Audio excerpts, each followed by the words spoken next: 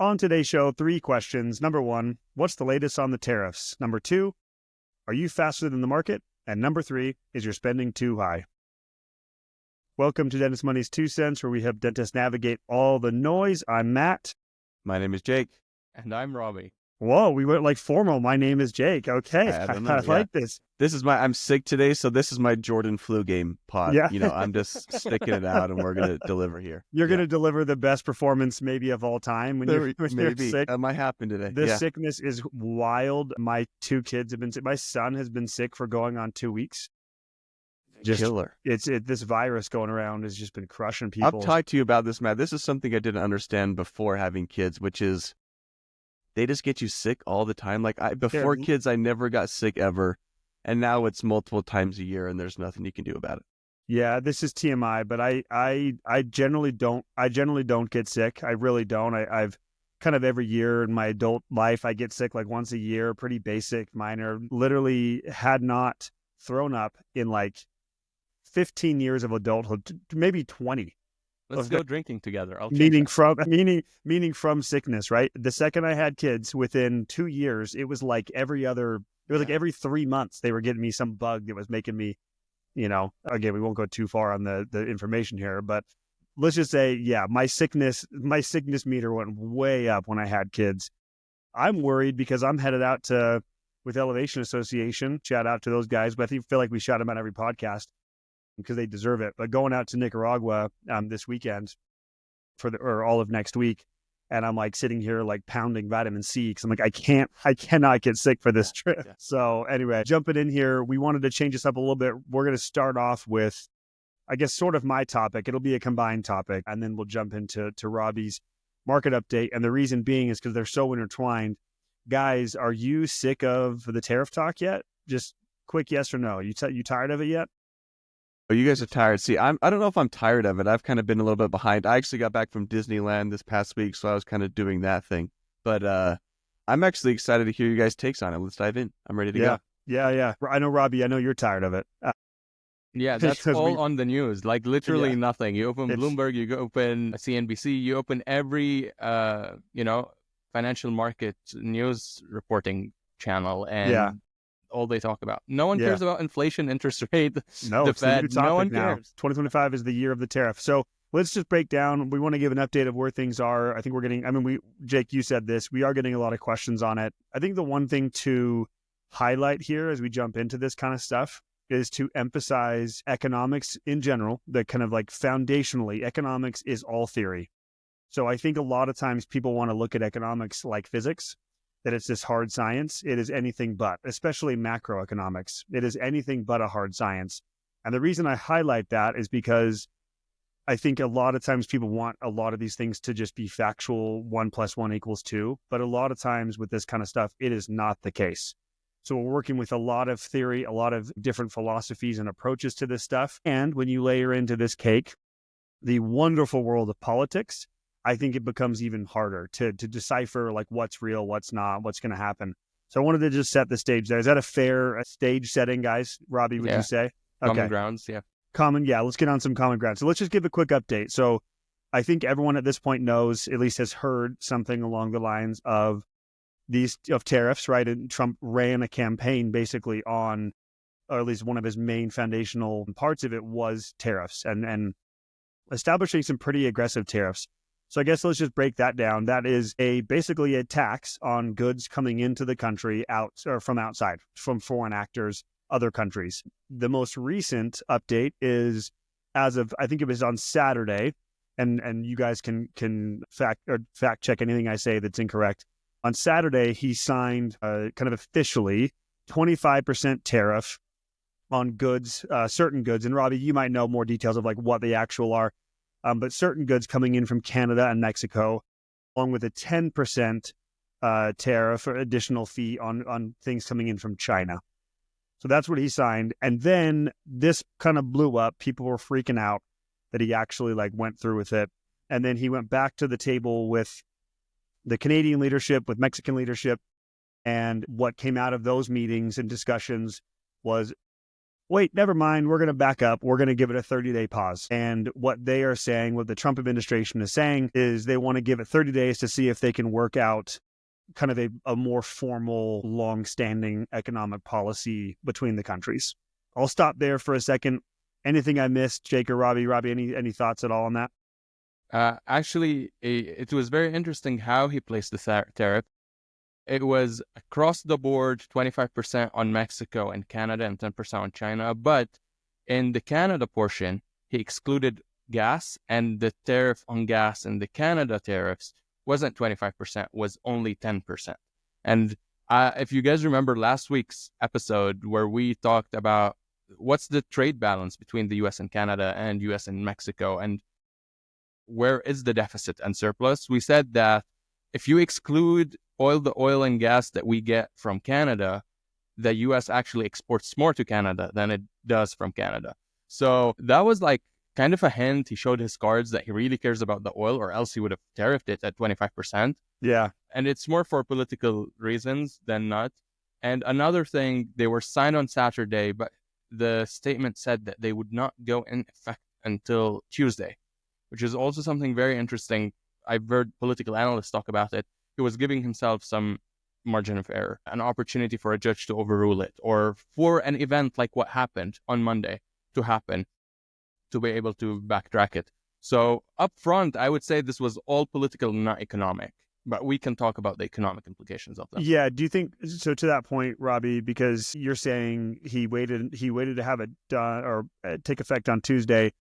Do you think part of that is he wanted to see the reaction, like, for example, what happened with the market? That could be one. Yes. Yeah. So he wanted to kind of hedge his bet a little bit and see, and then almost immediately on Monday he backtracked and said, "Never mind. Let's give it 30 days." Part of this too is a lot of discussion around border security in regards to the crossing of the border with drugs, basically like fentanyl. I know that's a huge concern. I think there were plans already put in place in the Biden administration. Again, we're not like political specialists here, but just going off of what we're reading, a lot of this had to do with like Justin Trudeau came out after and said they're dedicating like $1.4 billion to and like 10,000 border security to help control the border better with the crossing over fentanyl. I know that's been a huge part of this too, but Jake, let's get you in on this and see what any questions or thoughts you have. Sorry, I just have my mic off. I don't want you guys to hear me coughing. I'll be the audience stand-in here, I think, and just ask a question to both you. So the overarching point of all of these tariffs, I mean, I know we're not political commentators here and there's some aspect of that, but from an economic standpoint, what is he trying to accomplish here, and what do we think the impact's going to be? Yeah, I mean, Robbie's going to have way more insight on this. I think, as I said the stage earlier, I think, and Rabih just mentioned it, a lot of this is political. I think a lot of this is posturing. All politicians do this. I think there's a huge part of this that's just, again, PR and political. I think the general idea behind tariffs, in my kind of like high level understanding of it, is can we get more manufacturing in the U.S.? Can we bolster the U.S. economy by incentivizing companies to bring it here? There was a lot of talk during his first administration, Trump's first administration, around repatriating assets, right? That was a huge thing he had about like these companies that are putting assets outside of the U.S., money outside of the U.S. It was a huge talk. I think this is kind of a similar vein. How do we get manufacturing and companies to stay in the U.S.? I'll let Rabih jump in. Yeah, no, what you mentioned, Matt, is interesting. And I think it's a natural progression for it, because once you bring companies to start manufacturing in the US, the way they're able to price is going to put them at a competitive disadvantage. Like companies wouldn't have went offshore to countries with cheap labor and cheap access to capital if it wasn't that it's very expensive in the US to produce. The cost of labor in the US is high. So once they moved here, assuming this has happened, once they have moved here, and now they start producing, due to the just economic reality, the products produced out of these companies in the US are going to be much more expensive than those produced elsewhere. And that puts the American companies at a disadvantage. So to either level the playing field or to give the American companies a little bit more advantage, what you do is you place tariffs, which means from the perspective of the American consumer, that has two options, whether to buy the same product from a foreign producer or from a domestic producer, a used producer. When tariffs are placed, they are kind of setting the price to be the same, or maybe making the American produced product a little bit cheaper vis-a-vis the foreign one. Where in reality, if you exclude tariffs from the conversation, foreign-made products are going to be cheaper, and it's a no-brainer for the American consumer to purchase it. The impact of this, if you take into consideration all these three stakeholders, U.S. consumer, U.S. producer, foreign producer, what tariffs do is that they prioritize the U.S. producer. What they kind of do is that they place tariffs, making the foreign goods more expensive, kind of like boxing out, in basketball terms, because Luka is on the news lately, boxing out the foreign producer out, and allowing for the U.S. producer to be there for the U.S. consumer. But what people also are not really talking about, but is part of the equation, the only way you box the foreign producer out is by making their good more expensive, which means from the perspective of the U.S. consumer, the product is now more expensive and your options are just at a higher level. And this is a push to price levels. I wouldn't call it inflationary per se, that it like trickles down, creates an inflationary cycle, but it gives one shock of elevated prices. Whether the foreign country decides to retaliate and place more tariffs, that's when it becomes an inflationary spiral. I think that's the key right there, Rabih. Your answer, like always, is so nuanced and so full of information. I think the problem we're dealing with right now, which this is not a shock, is we want to take something that's wildly complex and make it super simple and just be like, this means this. So like tariffs mean inflation. And it's like, that's not actually, it could be, but you're highlighting right there in your explanation how multifaceted this actually is. And what the key thing you said there is, we don't know what countries are going to react, like how they're going to react. And what they do, and the 10,000 different scenarios this could play out. So I think there's a lot of people online. I saw some jokes being thrown out there of like, oh, now we're all tariff experts. Like, apparently, last week it was DeepSeek and now we're all tariff experts. I think the bottom line is we need to acknowledge, like, we don't know what this is going to lead to. We don't know. And anyone that says that, I think, is just pretending to want to simplify this into some really like easy to understand story. But it does not just mean this leads to this. We don't know what it means. Jake, you got something on this? No, I think that's great. Sometimes complex things are complex, right? And we don't really know how it's going to turn out. I think that's an awesome point. But I think for most people online and the American consumer is freaking out about this news because they just think, oh, the cost of the things that I'm buying is going to go up, And so that's why, like, inflation, everyone hates inflation, whether you want to call it inflationary or not. Most everyone is thinking, crap, well, I already feel like my budget is tight and I don't want to have any more price increases, and so everyone is just ticked off or just nervous about what this is going to mean for things they're buying. Which I totally can understand that. It's not like I want things to go up in price either. Like I had a client send me the other day a picture of her at the grocery store of eggs, like, and how expensive they were. Eggs are back to, and that also has to do with the bird flu, by the way. That's a whole other thing. So I get that. I totally get that. I think we have a little bit of recent PTSD around inflation as well. And it's like, oh man, this is just going to kick that up again. But I want to come back to this idea that there's so much posturing happening right now too. It's a lot of this is like, we don't even know the motivation. Is this actual economic, or is this just political posturing and like maneuvering? Again, this could be completely different by next week. Well, like, we have no clue.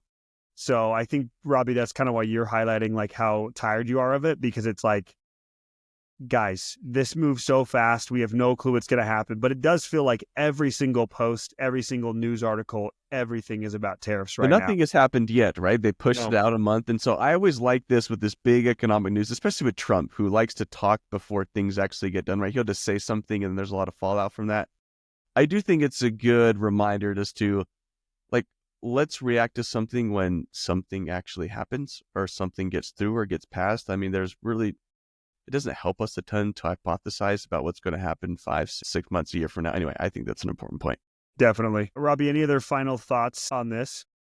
Not really, but when you mentioned how fast all of this happens, actually drives us directly into the topic I've prepared. We just discussed... Did we just transition perfectly? Amazingly, yes. We just discussed how how much uncertain it is in the real world between, is this an economic narrative versus a political narrative, and what's the motives and result of this. And we just agreed that it's very confusing and complicated. And as Jake said, just wait and see what happens. Don't get ahead of yourself. And if you want to add another layer of complexity, just look at financial markets during that time.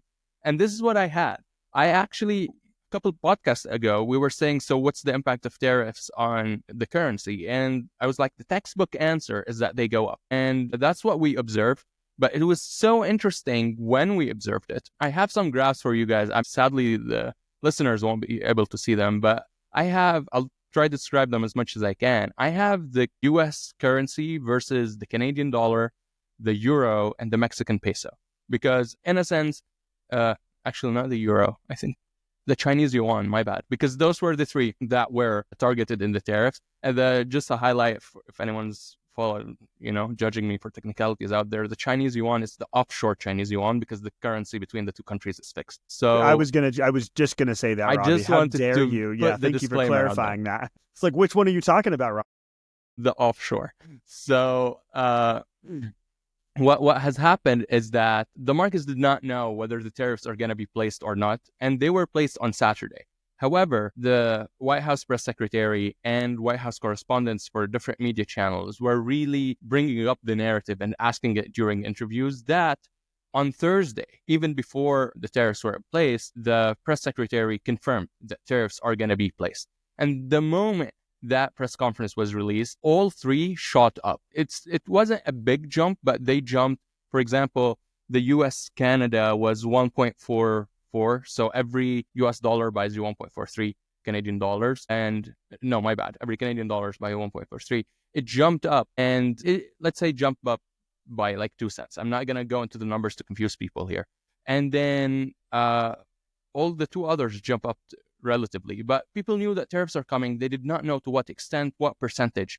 And then on Monday morning, once they happened, that jump that they made earlier on Thursday, which was way before, doubled and jumped all the way up. So the one US Canadian dollar was 1.44 before the tariffs were announced. And on Monday morning, once it opened, we were at 1.47. And we said a 1 cent difference is already significant in Forex markets. So what about 3.5 cents difference? So it was a big jump. You guys can see the gap in the chart. And they stayed elevated until, Trump jumped on the call with the Prime Minister of Canada and the President of Mexico. And, they agreed, let's put 10,000 more troops on the borders, delay this for 30 days. And the markets already started going back down to an extent that right now they were as low as they were pre-announcement. So, and this is a theme that is not only happening in, currency markets. It's also happening in equity markets. Equity markets, just to give you guys like a background, year to date, we're around 3.5% on the S&P 500, around 3.8% on like small cap and value. Growth has struggled a bit, especially tech with DeepSeek and the whole stories that we've been covering. For the year, for a month and a half, 3.5% looks healthy. But the sentiment on the street is like, it's been tumultuous market so far. There's so much volatility up and down, and we're not going anywhere. And this is due to like the fact that the news that are coming in, this political character that works on creating uncertainty as a negotiation tactic and then resolving it through it, is having its effect on the markets. For a long-term investor who has been sitting on the market and watching the news for the past month and a half, we call these long-term investors, we call them directional investors, aka they care in which direction the market goes and they want it to go up. There are other types of investments. Some people just want it to, shake in its place, which are making money right now. But it's so frustrating for those directional investors. But at the end of the day, there are macroeconomic realities, such as how the GDP is growing, what inflation is at, etc., that honestly do not come except monthly. And sometimes you have to wait quarterly to see what the GDP grew. So the fact that there's so much happening in the news right now, the markets are moving too quickly, that is shifting our perspective from being long-term investors to worrying about daily fluctuations. And I think the best way to deal with all what's happening is just forget about the market for a month. forget about it for a couple of quarters and we'll look at it. Maybe turn off the news. Turn off the news for a while. I got the data for also kind of the US markets, Bitcoin and gold, because Bitcoin has been proving more and more to be a sentiment indicator rather than an inflation hedge. Or just like really, Bitcoin is sentiment lately. Yeah, exactly. So it's not an inflation hedge. I like that. Is it a sentiment indicator? It's the perfect way to put it. Yeah, it's more and more of a sentiment indicator lately. On Friday at 12:30, so the press secretary has talked about it, but on Friday around halfway through the trading day at 12:30 Eastern time, I think there was like an official release or a tweet, I think, from Trump that it's going to be happening, but there wasn't the official release of the details. I think the president tweeted about it, the 25s and 10s, and then said on Saturday you'll know the details, type of thing. So the market started reacting from Friday half day. It started going down. So taking that as our starting point, the S&P Dow, let's start with the S&P. The S&P kind of dropped around 1%. I'll call it 1% just to not worry people much. And then the Dow Jones did around 0.75, and the Nasdaq, being a little bit more aggressive than both, dropped around like 1.25%. So they dropped until market closed. And then, in that same time, Bitcoin has already lost like 3%, by the way. And gold was down around something negligible. It wouldn't matter. But the impressive thing was how the markets opened on Monday. So as we know, the Asia market, we're talking Japan, China, Hong Kong, Singapore, etc., Australia, they opened 12 hours before the US markets opened. And you look at how they opened, and they were down like 3.5%. So all the news, all the commentary, I was watching it on Sunday night, really, are expecting like there's going to be a bloodbath the next day in the US. This is what the market, like literally, I've heard the word bloodbath on financial news, which honestly, doing this for a living, I was, attentive and scared, and I wanted to know how will that affect our clients' portfolios, given that short-term fluctuations really do not have a place in our portfolios. It doesn't matter in our philosophy.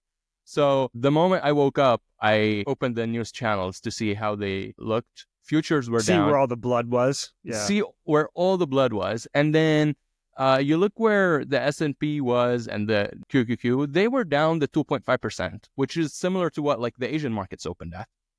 And the Dow Jones was down around like 1.5%. Bitcoin, on the other hand, was down 10%. It opened down 10% after from Friday afternoon. But gold was up also something negligible, like 25 basis points, like not even half a percentage point. The sentiment was going down, indicated by Bitcoin. Gold jumped up. And then the US markets just had a normal drawdown, like a negative 2.5% open is not a bloodbath. And if that scares you, let's have more of a conversation and provide more education on how risky stocks can be. So the bloodbath didn't happen. The US stock market was able to kind of absorb it. And as the day continued and as the news kept changing and coming in, and we heard that there was a settlement of aka postponing tariffs for the next 30 days, everything started recovering. Even the Dow Jones recovered the 1.5% drop in that one day and ended in the green. S&P and Nasdaq didn't. Gold continued to going up, and now a couple of days later, looking at it, gold for the week is up around 2%. The Dow Jones, Nasdaq, and S&P are down, but they are down less than 1%, which is normal fluctuations in the market. Bitcoin is still down 7.2% since its initial drop. Where did we end with that? We went nowhere, which is frustrating for a directional trader, right? Just the news, you're looking at it, you're hearing bloodbath on the news. Sentiment is down because of all the uncertainty. That's a human behavior. And some people are flocking to safety, as you can see it in gold. But this took us nowhere. The earnings season is still happening in the background. Some good results, some bad results, like Apple did really well, Google took a hit, etc. It happens every quarter. On average, earnings are good. The economy is healthy. But if you look at the market and the sentiment, it's tariffs in big red bloodbathy font, So it's frustrating if you want to sit on the news. I think you guys Like can you see do? my frustration. If you sit on the news 24/7, it is frustrating. I really hope it's not like this for the next 4 years, because we're all about navigating the noise and seeing how like the underlying story of the economy Rabih, growing. I was literally just going to say, buckle up, boys, because we start the show where we help dentists navigate all the noise, and it's become a lot noisier, and it's not going away for the next 4 years. It's not going away. This is why, though, it's so hard to try and time the market and to look at the news to try and predict what the market's going to do. Because, over the past couple of weeks, if you say, wow, Trump is going to introduce all these tariffs, people are going to get worried, there's going to be some panic, it is perfectly reasonable to have the take that, oh, the market's probably going to go down. That's a perfectly reasonable take to think that. Yet, if you just would have ignored all that stuff, if we look back just since the beginning of January, the S&P 500 is up 3.5% in a month. With a lot of noise in between. Exactly. There's so much noise in between. This is why it's so hard, though. Sometimes negative news doesn't always equal market crashes or things like you talked about, Rabih. This is why it's hard to do it. It's hard to predict what the market's going to do based off of what you hear in the news. Well, and Rob, you said something interesting. You said if a 2.5% drop in a day scares you, maybe we should reevaluate like how you like the assessment of risk and how stocks are risky. I think the key word there when we talk about risk is understanding what we mean when we say risk in the short term. We're saying uncertain. To be a long-term, to be rewarded long-term as an investor, you have to pay the price of uncertainty in the short term. There is no other way. That is the pay-to-play price that you pay is accepting uncertainty. And you're going to be making you're paying the price right now. You're paying the price for the next 4 years. That is, I don't care what side of the political aisle you sit on. I don't really care. You're paying the price for the next 4 years. That's a fact.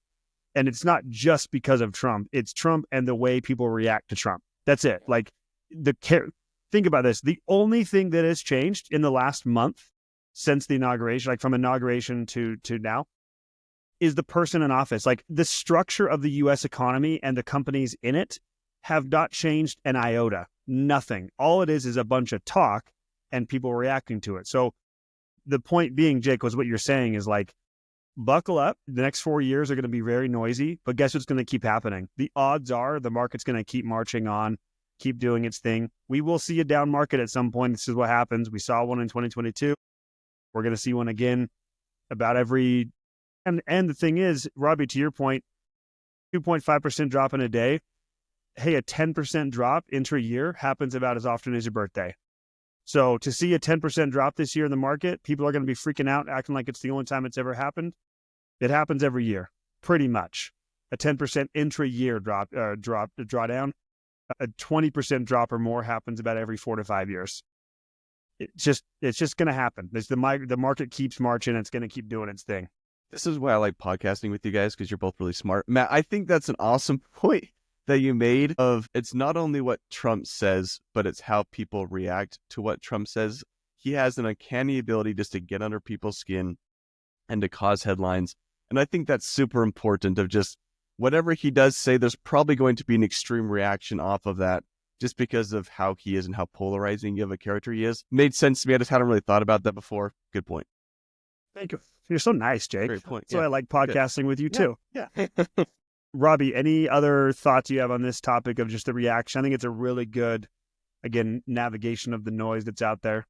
Yeah, I think the biggest insight, the moral story out of all of this, I talked about a lot, and it all happened in the span of probably 6 hours of trading. It had a weekend in between, but it all happened in just 6 hours of trading. And the moves were like big swings for such a period of time. And the idea is some people might be happy. There's a lot of volatility trading out there. So it's for people who are not adopting an options trader, option traders, people who want to make a quick buck. It's like, oh yeah, it's going to go down. Let me get in and then get out.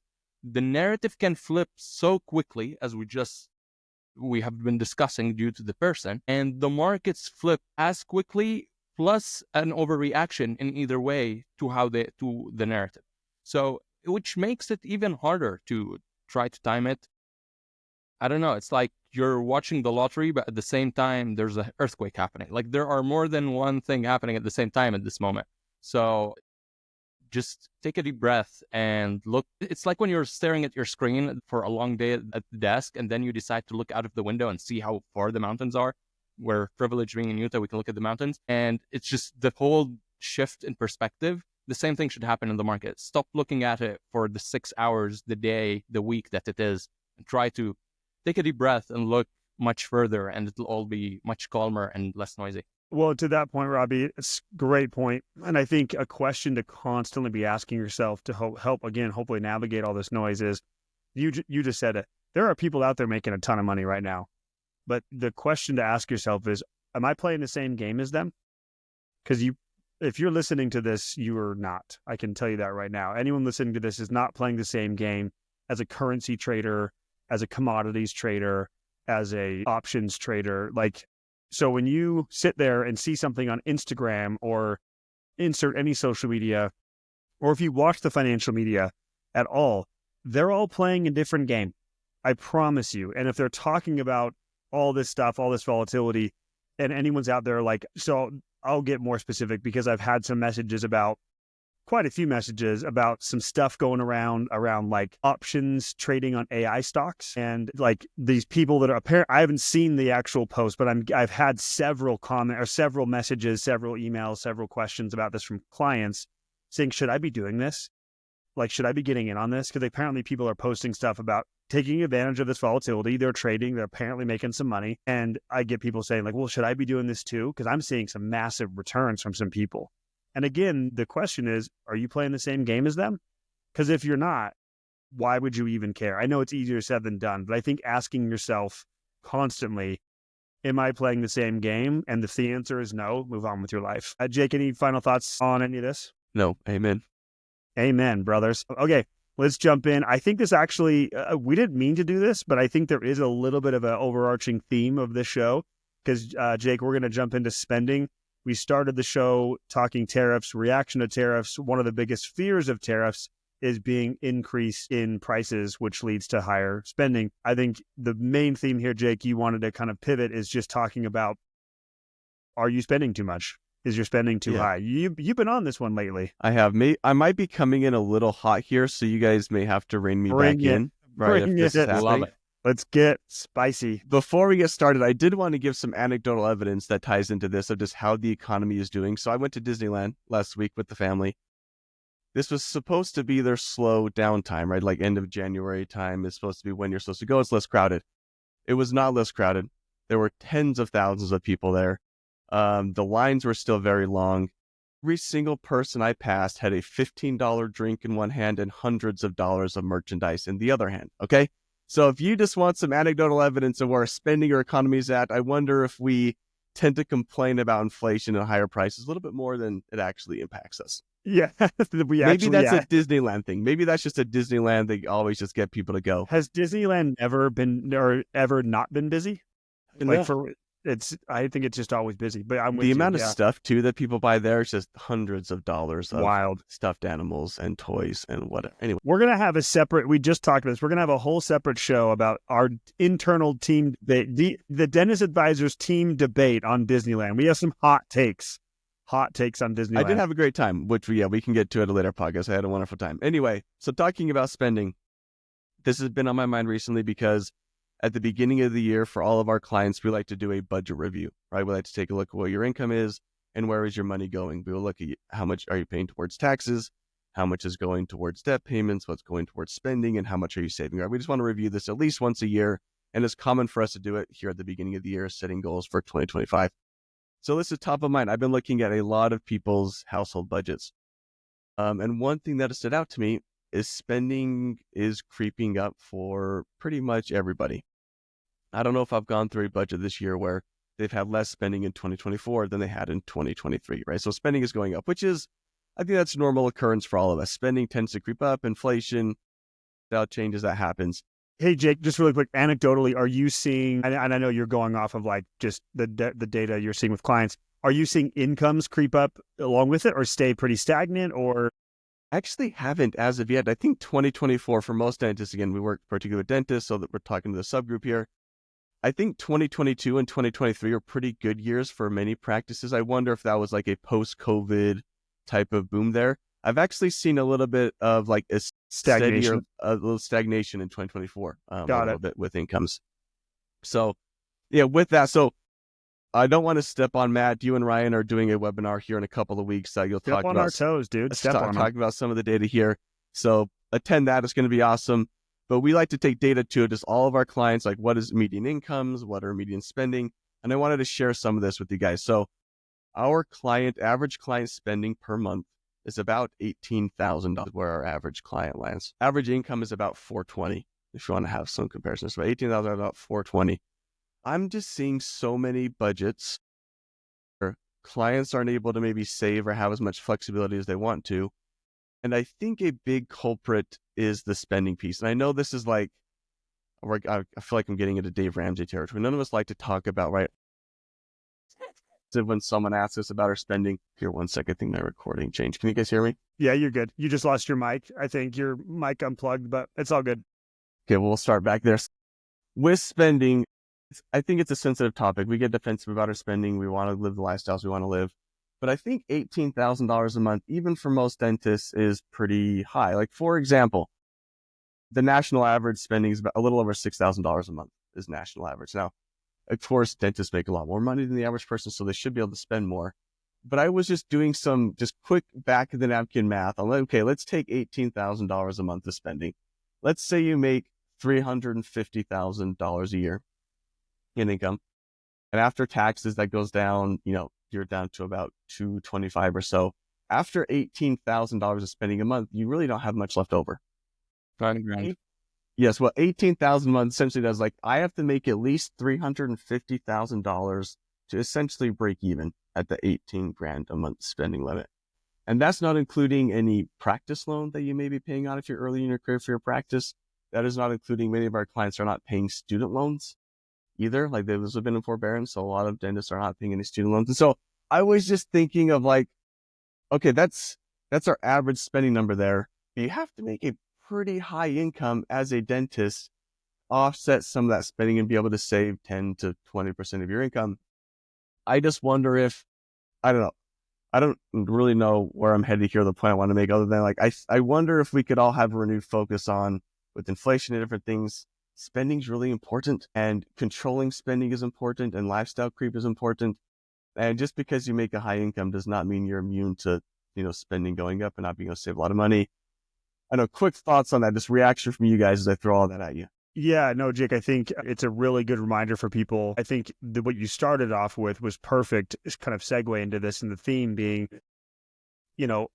are you more busy and putting more energy into complaining about inflation than you are like changing your own behavior, and like looking at what your actual spending is. Like, if you're not taking time to track your spending, and you've used the word a couple of times here, which I understand is budget. I think budget sometimes scares people because they're like they think of it like a diet. What I think of when it comes to this is just stop. Maybe don't even think about the word budget. Just think about tracking. Like, are you even aware of what you're spending? I think that step number one is creating some awareness. And I always tell clients and just dentists out there is, we're not sitting here saying, go live off beans and rice, like, at all. We're saying, I think what you're saying, Jake, and I agree, is like, maybe there's some maybe it's a reminder to sit and reflect and say, is my spending leading to an increase in my well-being? Am I using my money in a way that actually improves my life? Or what percentage of my spending is just mindless crap that I don't even need, that I look back at the end of the year and I'm like, what the heck? I didn't save enough, and where'd my money even go? Like, if you're thinking that, that's a problem. You have a lack of intention, a lack of awareness, and it has nothing to do with your individual categories of your budget. It's just, again, lack of intention. So that's what I'm thinking of when you're going through that, Jake. I think it's a great reminder. Rabih, let's get you in on this. I loved when he said about immuning yourself from the macroeconomic environments, because most of the time people think, oh, if I decide on this specific asset allocation where I do not take enough risk for my age, I am immuning my portfolio from macroeconomic stuff that can happen. But people do not incorporate and think of it from a bigger picture, that the best way to immune yourself from fluctuations is to have a cash flow coming in that gives you the flexibility to fund a portfolio if it has jumps below what you expect.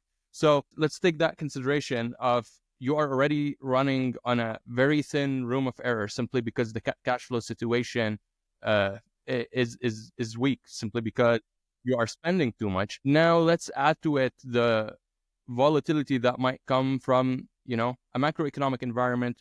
Let's take the example of tariffs, because we talked about it in this podcast. Where tariffs come in, there's an inflationary pressure.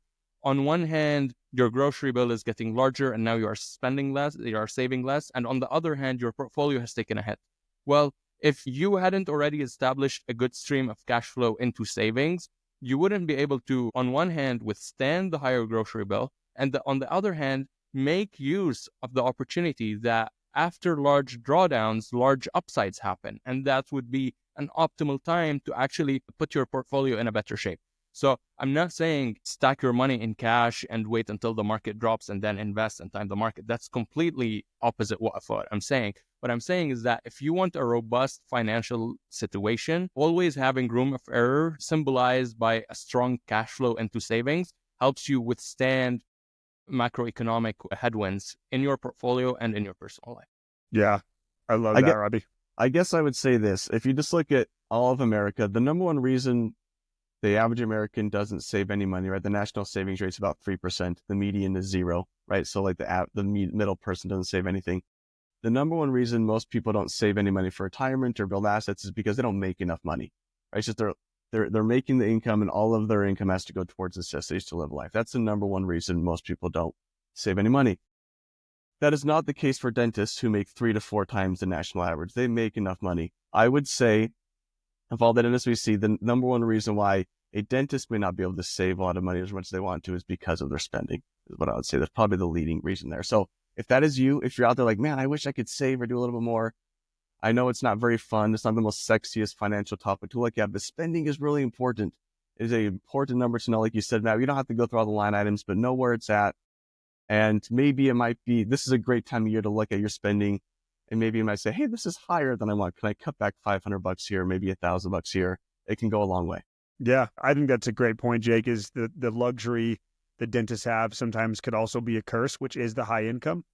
Because in a lot of ways, it makes it really, we're acknowledging, like it makes it tough. When you have that big of an income, you've got a lot more temptation, you've got a lot more decisions to make where the average American just doesn't. Like they don't get to decide how many vacations they take in a lot of cases because they just can't do it.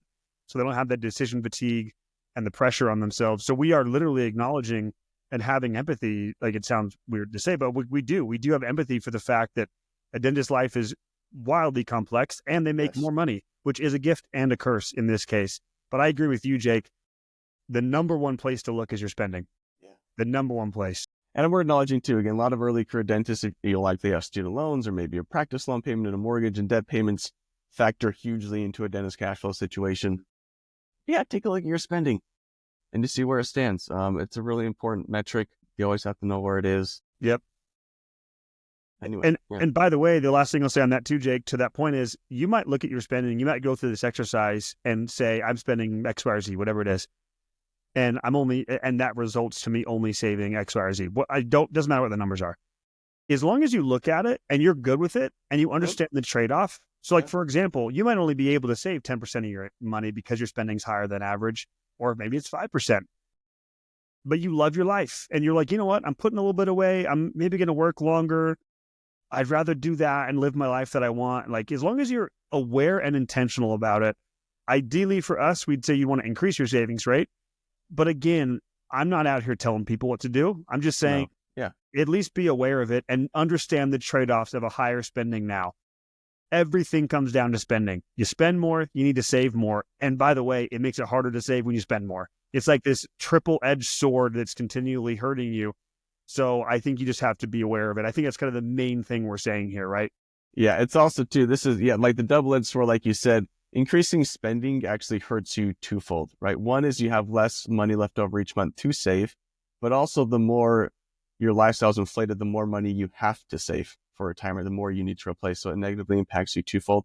Exactly. If you're out there looking for like some general rule of thumb, again, very general, back of the napkin is kind of thing to look at. If you can save 15 to 20% of your gross income, that's an awesome number. And we kind of say, if you're saving that much, knock yourself out with however much you want to spend beyond that. But that's always good. Look at it from a savings point of view. If you're already doing 15 to 20%, that's great. You can go to McDonald's 4 times a day after that, or do whatever you want. Go to Disneyland. Well, 10 to that times a point, year. you don't I have to care. budget. You don't have to budget. There's really only 2 categories. Number 1 category, you're saving and investing, and then everything else. That's it.